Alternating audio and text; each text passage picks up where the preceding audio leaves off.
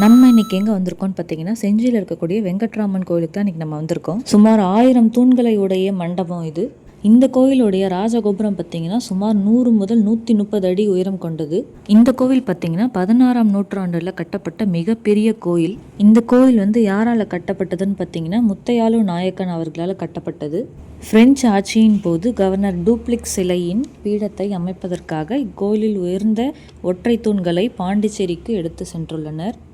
French காலத்தில் இங்கே இருந்த மூலவர் சிலைகளை கூட பாண்டிச்சேரிக்கு எடுத்து செல்லப்பட்டாங்கன்று கூறப்படுகிறது.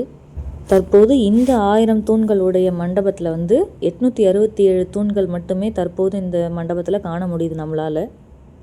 நம்ம பாண்டிச்சேரியில் நேரு சிலையை சுற்றி இருக்கக்கூடிய தூண்கள் எல்லாமே இந்த கோவிலிருந்து தான் கொண்டு வரப்பட்டது. அமர்கலம், அகண்டா போன்ற திரைப்படங்கள் அனைத்துமே இந்த கோயிலில் சுற்றி உள்ள மலைப்பகுதிகளை தான் திரைப்படமாக எடுக்கப்பட்டுள்ளது. செஞ்சி அருகே உள்ள பனமலை ஊர்கிட்ட இருந்து எடுக்கப்பட்ட தூண்கள் தான் இங்கே நம்ம பார்க்க முடியுது. நம்ம பார்த்துட்ருக்க தூண்கள் எல்லாமே ஒன்று 40 அடி உயரம் கொண்ட தூண்கள். பனமலை கிராமம் எங்கே இருக்குன்னு பார்த்தீங்கன்னா சுமார் 14 கிலோமீட்டர் இந்த வெங்கட்ராமன் கோவிலேருந்து தூரம் உடையது. அங்கேருந்து எப்படி இந்த தூண்கள் எல்லாமே கொண்டு வரப்பட்டதுன்னு பார்த்தீங்கன்னா யானைகள் மூலம்தான் கொண்டு வரப்பட்டது. இப்போ நம்ம பார்த்துட்டு இருக்கிறது பார்த்திங்கன்னா யானை குளிக்கக்கூடிய குளம். அந்த காலத்தில் என்ன ஒரு அழகாக வடிவமைக்கப்பட்டிருக்குதுன்னு பாருங்கள் இந்த குளம். இந்த ஆனைக்குளம் பார்த்திங்கன்னா கோயிலுடைய மேற்கு புறத்தில் தான் இருக்குது.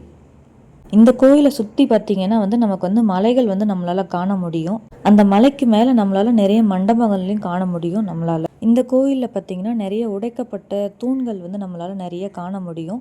இது பார்த்திங்கன்னா ஒவ்வொரு காலகட்டத்திலையும் போர் புரியும் போது உடைச்சி எடுக்கப்பட்ட தூண்கள் ஆகும். இது எல்லாமே பொதுவாக இந்த மாதிரி பழங்காலத்து கோயிலில் இருக்கக்கூடிய சிற்பங்களை வச்சு நம்ம அந்த எந்த காலத்தோடைய ஆட்சி முறையை குறிப்பிடுறது அந்த சிற்பத்தை வச்சு நம்மளால் ஐடென்டிஃபை பண்ண முடியும்.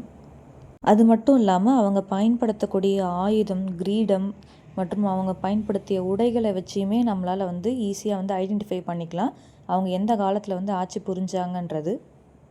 800 வருட பழமையான செஞ்சி கோட்டையில் இருக்கக்கூடிய முக்கியமான கோவில் தலங்களில் இந்த கோயிலும் ஒன்று.